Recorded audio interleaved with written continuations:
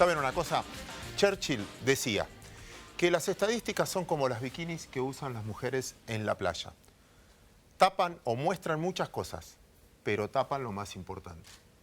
Y del otro lado, el gran Homero Simpson decía que las estadísticas no sirven para mucho, pero solo lo sabe el 40% de la gente. Y que uno puede acomodar los datos de acuerdo a lo que quiere demostrar. ¿No estás de acuerdo? No sé. Mi viejo tiene una frase muy linda respecto de esto que decía: lo que no se mide no se gestiona y lo que se mide mal se gestiona mal, ¿no? Durante buen punto. muchos años en Argentina hemos tenido mediciones que eran falsas, ya lo sabíamos, intervenidas en la institución que se encargaba de hacer mediciones oficiales, estaba intervenida, obviamente relevando datos que no eran ciertos, y a partir de eso se toman políticas que son malas, porque efectivamente tenés un dato que es malo. O sea, vamos a pelearnos un poco con este asunto de los datos, si sirven o no. Pero efectivamente tenemos un año por delante muy importante en cuanto a datos. Lo tuvimos durante este año también con nuestro principal socio comercial, ya con un nuevo presidente, Bolsonaro, que, bueno, el domingo conocimos que se superpuso a su oponente en las elecciones y finalmente va a estar a cargo de Brasil. Obviamente vamos a tener una implicancia nosotros, ¿no? Como economía y como nuestro principal socio comercial a partir de esto, pero a nosotros se nos vienen años también muy sentados por la política, ¿no? Muy marcados por lo que puede pasar el año que viene en las elecciones. Un país que el gobierno hoy se encuentra con una de las imágenes por el piso en relación a lo que fue en una primera instancia y durante el mandato, con lo cual van a chocar muchas cosas, ¿no? En un periodo en el cual esta famosa grieta se empieza también a ver un poco más significativa que en otros periodos del gobierno, y ahora encarando a las elecciones de esta forma. Y sobre todo nosotros que vivimos el mercado de cerca, hay preocupación. Hace no tanto también estuve en un viaje en Estados Unidos y la política... Tocando la campana. Y la política realmente es un tema a lo cual preocupa mucho a los inversores. ¿Qué puede pasar de acá en adelante? Hablé obviamente de temas de energía, porque fui con YPF, pero efectivamente la política es un tema central y los inversores lo están mirando mucho. Uno podría pensar en el riesgo país. ¿Qué está pasando hoy en la Argentina? ¿Por qué los bonos no traccionan tanto si ya tenemos un financiamiento completamente cubierto para 2019? Creo que la política es un tema importante y que va a estar presente en todo el año que viene.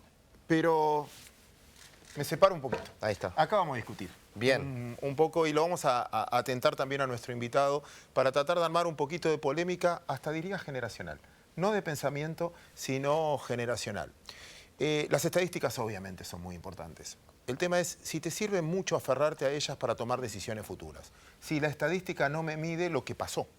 Y a partir de ahora, ¿cuánto puedo interpolar para que si ese hecho se va a repetir claramente en el futuro?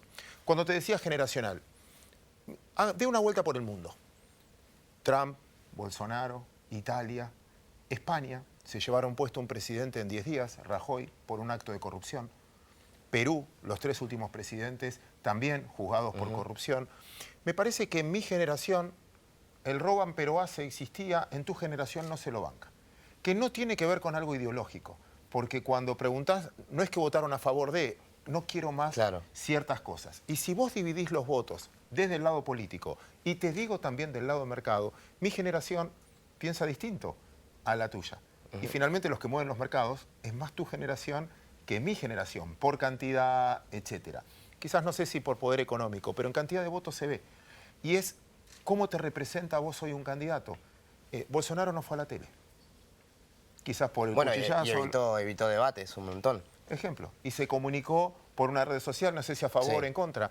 Trump lo mismo. Entonces, el punto es mucho más profundo que un solo dato político y ni siquiera, o mucho más profundo, obviamente, que algún dato económico. Tratar de interpretar lo que viene. Por eso nuestro invitado de hoy se llama Juan Manuel Germano, perdón, Isonomía él representa, y creo que nos va a tratar de ayudar en su juventud también, de interpretar lo que viene de acuerdo a las tendencias que fueron dando las encuestas.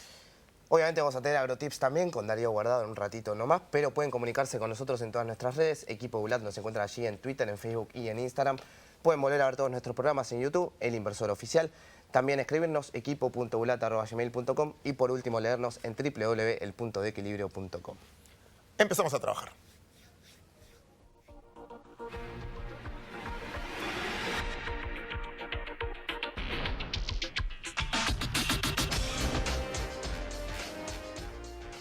Bueno, Juan, muchísimas gracias por estar acá. Un gusto. Hablábamos con Claudio, discutíamos un poco. Nos interesa tu visión a partir de eso y después comenzamos ya con las preguntas. Me parece que diste un poco en el punto justo, Claudio, cuando decías y mostrabas todos los ejemplos del mundo. Y me parece que lo que estamos viendo cuando uno analiza todos estos fenómenos es que tenemos que animarnos a desaprender lo aprendido. Evidentemente hay una sociedad en todo el mundo, Argentina no es la excepción, que los ciudadanos, nos cuesta mucho más medirnos, nos cuesta mucho más leerlos, son más exigentes con la clase dirigente, la clase dirigente tradicional no está cumpliendo con las expectativas, entonces lo que tenemos son este tipo de fenómenos. Y vos fíjate que cuando creemos que encontramos la fórmula mágica de algo, al poco tiempo se rompe. Te pongo dos ejemplos muy concretos. La primera campaña de Obama, ¿no? Era como una forma revolucionaria de hacer campaña. La campaña perfecta, se escribieron libros y libros sobre cómo ahora la política iba a hacer campaña por el primer Obama. Digamos, después del segundo apareció Trump, hizo completamente lo contrario, políticamente incorrecto, y un tipo hoy es presidente. Todo el tiempo acá decimos en Argentina la importancia de la personificación, ¿no? Digo, la gente vota personas, no vota espacios, no vota candidatos, y uno tiende a asumir que eso es cierto. Ahora, también vimos, aún con la importancia de las personas en los partidos políticos, la elección pasada, en 2017, que la marca Cambiemos fue mucho más importante que los propios candidatos. Esteban Burrich en la provincia de Buenos Aires le ganó a la expresidenta, llegando al final de la elección con cerca de 35-40% de desconocimiento. Digo, evidentemente la dinámica cambia, e insisto, desaprendamos lo aprendido. El desafío es gigante y muchas veces las respuestas que en el pasado funcionaron, evidentemente no funcionan en el futuro. Déjame repreguntarte, y sobre todo por la generación de ustedes. Teóricamente, la bandera, el factor común de los millennials, si quieran, es la economía colaborativa. Y el hecho de trabajar en equipo, el hecho de rechazar a un líder porque te da desconfianza, sino el hecho de economía colaborativa. Entre todos hacemos algo, casi sin dueños. Y te escuchaba y decías, pero al mismo tiempo están ganando personajes con una personalidad muy fuerte, que más allá de un equipo, porque no sabemos el equipo. Después vemos, después vemos el gabinete, etcétera. Ayúdame a entender esa contradicción. No, que justamente el gran desafío es que te pones en un lugar o en otro y probablemente te equivoques, depende del país que analices. Me parece que lo que yo veo muy claro es que en el mundo, al menos occidental, que uno sigue con un poco más de atención, hay una crisis estructural con los partidos políticos, hay una crisis estructural con la velocidad con la cual la política da respuestas. Uno tiene al alcance de la mano con el teléfono respuestas y soluciones muy rápidas a cualquiera de las dudas. Una duda muy tonta como puede ser cuál era el 4 de River del 85, que no me acuerdo, o una duda mucho más estructural como puede ser, no sé, el PBI de un país o el crecimiento de determinado país. Esa, la respuesta es al instante. La rueda de la política es mucho más lenta. La política da respuestas a una menor velocidad y eso lo que genera es mucha frustración. ¿Qué pasa? Cuando vos tenés frustración tras frustración tras frustración, esa frustración se transforma en enojo. Y en enojo, cuando vos tenés una ciudadanía enojada, ahí es donde muchas veces aparecen estos personajes, por fuera o por dentro de la política, no necesariamente tienen que ser outsiders, pero con discursos que uno desde un país, desde su país, parece que es increíble, que es una locura, pero evidentemente funcionan. Y bueno, y nos hace, insisto, romper todo lo aprendido, quemamos todos los libros e intentemos de vuelta explicar estos procesos complejos, ¿no? Hoy creo que la corrupción se centra como uno de los temas, ¿no? En Brasil, en Argentina es uno de los temas que más pegó, quizás en la última elección, muy enojada la sociedad también con lo que había pasado en el kirchnerismo y demás. ¿Es un fenómeno de ahora? ¿La corrupción es algo de que molesta ahora y antes no molestaba, como lo decía Claudio? Mira, si uno analiza la historia, uno encuentra olas, ¿no? Hay momentos donde, a ver, la corrupción no nació con el kirchnerismo, ¿no? No, por supuesto. Digamos, desde ya. Uno encuentra olas, ahora la ciudadanía le otorga pesos distintos en función de los momentos. Digamos, no hay fórmulas mágicas. No siempre un candidato que pone como punta de lanza de una campaña la honestidad es necesariamente el candidato que gane. Ahora, el opositor que detecta esa ola de enojo y va con lo contrario... Y bueno, pues, si la detectas a tiempo, ¿no? Y el tiempo es un factor fundamental. Bueno, tal vez puede ser que vos crezcas. Me parece que es muy importante a la hora de entender las dinámicas de las campañas, es qué es lo que se juega, cuál es el mandato de esa elección concreta, a partir del mandato, digo, ¿qué es lo que entiende la ciudadanía? ¿Cuál es la pregunta que busca responder la ciudadanía en esa elección? A partir de entender esa pregunta, vos vas a ver que hay candidatos o espacios que tienen más chances que otros. Digo, te pongo un ejemplo concreto. Voy un poquito de historia. 2013. Lo que se jugó en la elección 2013, lo que parte del electorado quería era, bueno, pongámosle un límite a Cristina porque si Cristina gana me parece que va por la reelección. Podía ser falso o cierto, no lo sé. Ahora había gran parte de la ciudadanía que entendía que se jugaba eso. Y en ese mandato apareció Sergio Massa, que fue muy efectivo para responder ese mandato. Fue mucho más efectivo que el otro candidato opositor, que era Francisco de Narváez. Claro. 2 años después, año 2015, el mismo candidato que fue efectivo en 2013 con ese mandato no lo fue en 2015.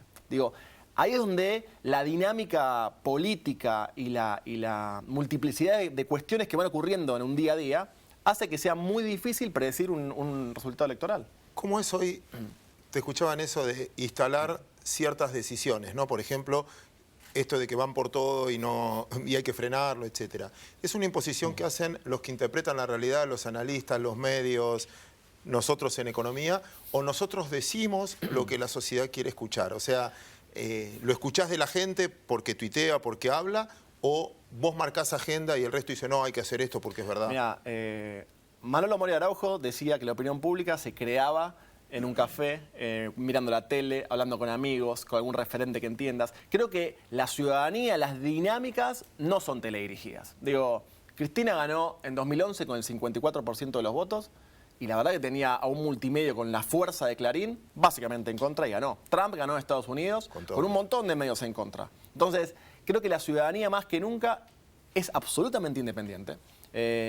No hay una respuesta única, no es que ahora porque aparece un medio que me dice X, la gente va a ir a decir o a votar X. Evidentemente es mucho más complejo, pero entender ese mandato, entender a la ciudadanía, y yo ni siquiera digo toda la ciudadanía, digo, sacá a los convencidos. Vos sacá a los convencidos de Cambiemos, sacá a los convencidos del kirchnerismo, sacá a los convencidos del peronismo, sacá a los convencidos de la izquierda. Te queda 20-25% del padrón. Ese 20-25% del padrón, yo te diría hoy son los indefinidos, los apáticos. Esos indefinidos son los que te definen. Digo, no, en Argentina no se ganan elecciones con los propios. Se ganan elecciones con voto prestado. El que le prestó a Massa en 2013, le prestó a Cristina en 2011, le prestó a Macri en 2015 y en 2017. El voto prestado te hace ganar una elección. Bueno, ahí está la clave. ¿Qué es lo que entienden esos indefinidos? Te repregunto ahí si es un fenómeno social o solo político, porque pienso en los sindicatos y creo que les pasa lo mismo. Pienso hasta en los equipos de fútbol o lo que fuera, que la representatividad ya está mucho más cuestionada, como la institución está mucho más cuestionada. Pero absolutamente, Claudio. Fíjate que así como hay palabras, frases, usos que hoy no podemos usar y hace 20, 30 años todos nos reíamos, o menos, sí. Digo, con temas de género, sí, con temas, digamos...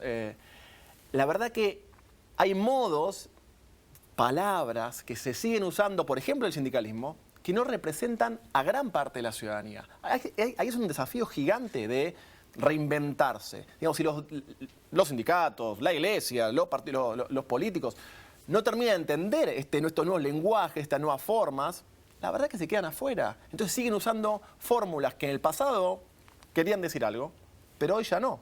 Digo, ahí el desafío es múltiple, insisto, y no hay fórmulas mágicas. Es entender el momento, entender la ciudadanía y a partir de ahí poder avanzar en consecuencia.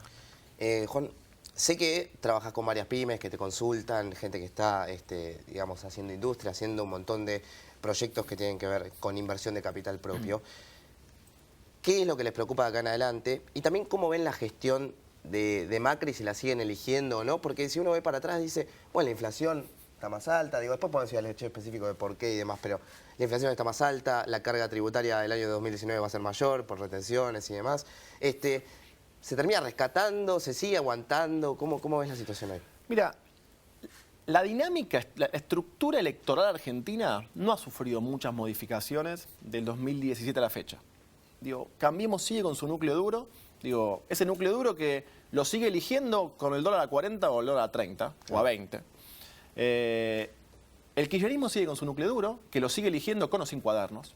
Digo, el tercer espacio, que es un tercio aún menor, pero sigue con su pequeño núcleo duro, la clave son los indefinidos para ver qué puede pasar en la elección.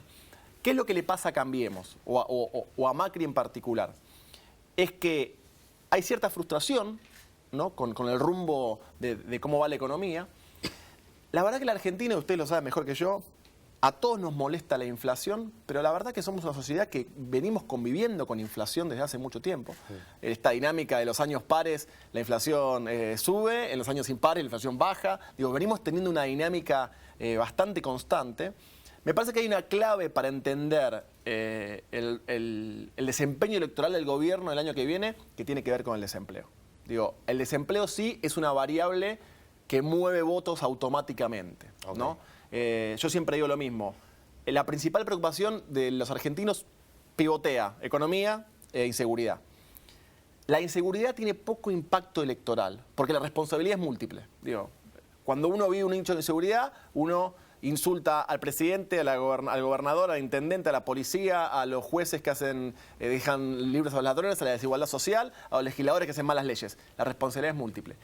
El tema inflacionario, con mucha preocupación e indignación y enojo, pero insisto, la verdad es que vivimos con mucha inflación durante muchos años.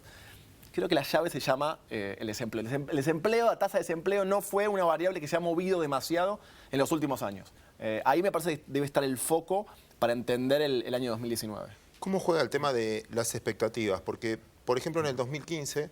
quizás la situación era muy complicada si uno miraba la cuestión macro, pero tenías una expectativa de cambio independiente, había elecciones y decía, bueno, el que viene, no importa quién, seguramente va a encauzar esto.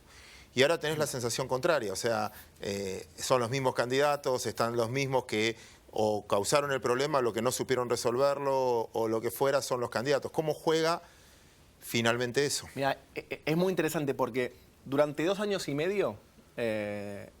esta variable que se repitió hasta el hartazgo, que la ciudadanía toleraba un presente regular porque entendía que el futuro iba a ser mejor. Eso se empezó a resquebrajar y terminó de quebrarse este año. Digo, se empezó a resquebrajar en noviembre del año pasado, reforma previsional, 28D con el cambio de metas, ahí empezó a hacer un poco de ruido y se terminó de resquebrajar, bueno, en el año, ¿no? Digamos, estamos llegando a noviembre. Entonces, no es más un ciudadano que tolera el presente regular, sino que entiende que el presente es malo. Y no es más un ciudadano que entiende que el futuro es bueno, sino que el futuro es dudoso. Ese es el gran paraguas que se quebró. Entonces, al gobierno le funcionó muy bien en su relato, en su comunicación, en sus modos, en las palabras que usaba, con la Argentina del futuro promisorio, ¿no? El si se puede, los brotes verdes, vamos a estar bien. Lo peor ya pasó. Eso tenía sentido en la Argentina previa. En esta Argentina me parece que el gobierno está como encontrando su esquema de comunicación, encontrándose nuevamente con las palabras que puedan ayornarse y poder representar esta nueva Argentina que, insisto, cambió sobre todo en eso. Ahora, ¿qué es lo curioso? Es que vos en todo ese proceso de noviembre a la actualidad, un año entero, vos tuviste un gobierno que perdió popularidad, pero no hubo ni un dirigente opositor, ya sea del kirchnerismo o de cualquier otro espacio no kirchnerista, que haya podido capitalizar un punto de lo que el gobierno bajó. Ese es el gran interrogante político para el 2019. Igual, dada la situación de hoy o lo que estamos viviendo en los otros países que quisimos con Santiago abrir de esa manera, falta una eternidad. Porque fíjate lo que pasó en muchos países, o lo que nosotros comentábamos de Bolsonaro 3 meses atrás. Falta una eternidad. No, coincido. Y en Argentina un año es mucho más que eso. Eso es cierto. Es cierto que, también es cierto que en 2014, a un año del 2015, vos veías que en el mundo opositor algo pasaba. Había un Massa que todo el año 2014 fue perdiendo lugar y un Macri que iba subiendo. Después la pregunta era si Macri iba a llegar, si le daba, con quién se podría aliar potencialmente para ser presidente. Había un montón de interrogantes, pero vos veías algo en el mundo opositor.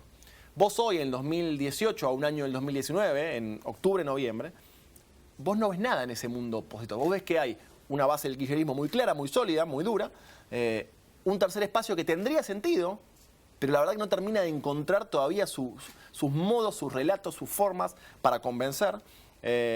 Porque si vos tomás a ese elector indefinido, que yo decía, que puede ser 15, 20% de la Argentina, vos lo encontrás frustrado, desencantado con el gobierno, lo encontrás enojado con Cristina y lo encontrás que desconfía del tercer espacio. Digo, cómo esas emociones evolucionen, me parece que te pueden hablar en un año, que es un montón, de cómo puede darse la dinámica. Juan, te hago la última. ¿Cuándo podemos empezar a ver que se instalen los candidatos definitivos? Digamos, ¿cuánto necesita una elección para, más o menos, ¿no? Sí, a ver, creo que el año que viene va a ser un año muy político, Sí. porque ya a partir de marzo, abril empezás con elecciones en las provincias. Por supuesto que la fecha es junio, en junio donde se definen las candidaturas. A mí me da la impresión que para abril, mayo del año que viene es cuando empezás a tener una ciudadanía un poco más afín a las palabras de los políticos, y habrá que ver cuál de ellos en algún punto logra dar ilusión. Para mí la clave de la campaña 2019 es quién logra dar ilusión y que no se transforme en una dinámica como lo fue Brasil, de una campaña de lo negativo contra lo más negativo, ¿no? Digo, la ilusión es un factor fundamental a la hora de plantear una campaña. Hoy tenés un ciudadano desencantado y tenés un montón de espacios que no terminan de dar. Unos porque no terminan de encontrar cómo encauzar la economía y otros porque son relatores de lo malo. Y la verdad que nadie quiere demasiado relator de lo malo. Juan, muchísimas gracias por gusto. tu visita hoy. Por favor. Un lujo. ¿Te parece escuchar algunos agrotips? Dale, vamos con eso.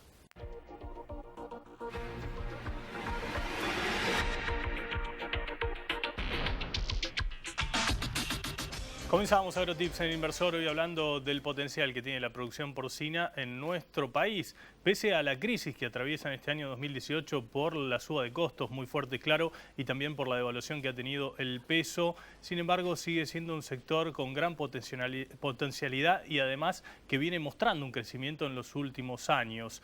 Obviamente que estamos muy lejos en lo que hace a escala con países líderes a nivel global como Brasil o Estados Unidos, pero Argentina tiene condiciones naturales y sanitarias para ser un gran jugador internacional. Primero, abastecer el mercado interno, porque hoy todavía estamos importando carne de cerdo, y también para poder generar saldos exportables que generen justamente, valga la redundancia, esas divisas genuinas que necesita la Argentina. En los últimos años ha crecido la actividad y ha crecido el consumo. Se han ido sustituyendo esas importaciones y el consumo se pudo crecer y se instaló cerca de los 20 kilos por habitante al año, alrededor de unos 18 kilos y medio, de los cuales 15 kilos y medio son de carne fresca y el resto de chacinados, de lo que son los productos elaborados.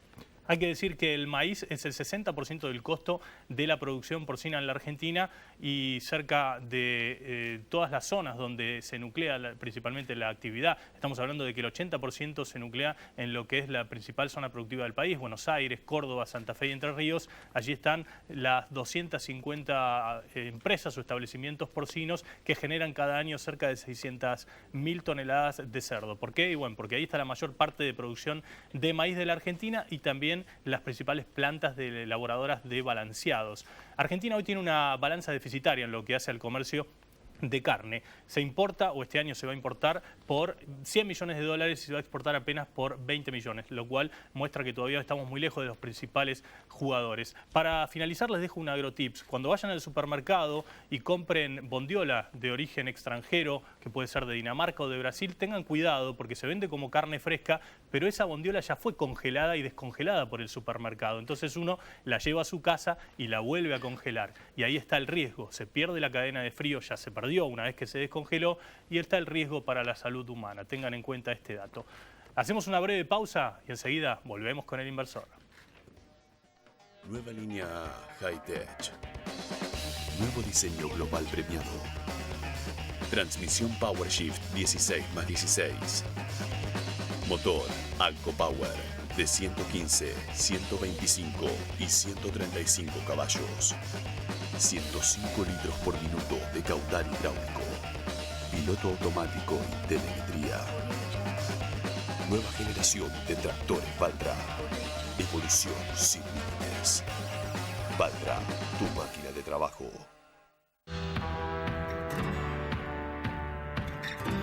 Solo hay algo que me gusta más que manejar al amanecer. Y es poder manejar los tiempos comerciales de mis granos. Imagina poder crecer sin límites. Y pesa Silo. Si lo imaginamos, podemos.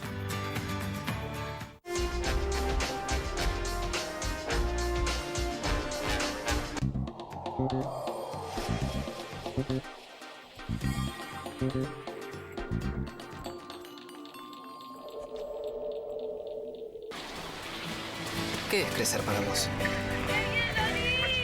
¿Pudiste entrar, Abu?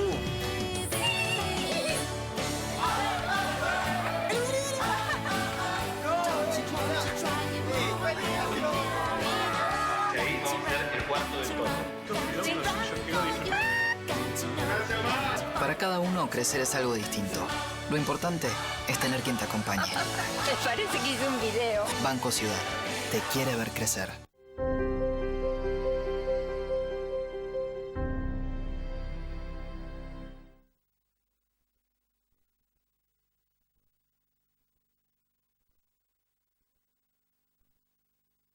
Un banco diferente. Banco Hipotecario.